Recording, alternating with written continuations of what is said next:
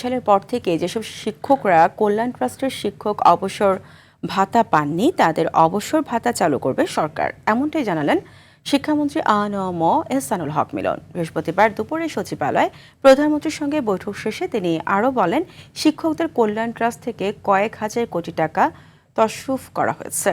জানান, শিক্ষকদের অবসর ভাতা চালু করতে ২,০০০ কোটি টাকার একটি থোক বরাদ্দ পাওয়া গেছে।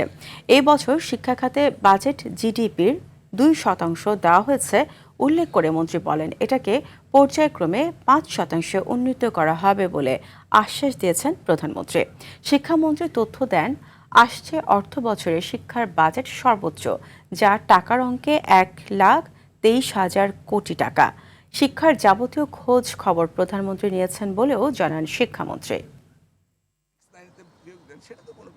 শিক্ষক যারা রয়েছে তাদেরকে একটা শুরু করব তাদের এই অবসর ভাতা এবং এই কল্যাণ ট্রাস্টের, সেটার ব্যাপারে ওনার সাথে আলোচনা করেছে এবং উনি নির্দেশনা দিয়েছেন যে অতি শীঘ্রই তাদের টাকার ব্যবস্থা করতে হবে, কারণ শিক্ষকরা অবহেলিত থাকবে, এটা হতে পারে না।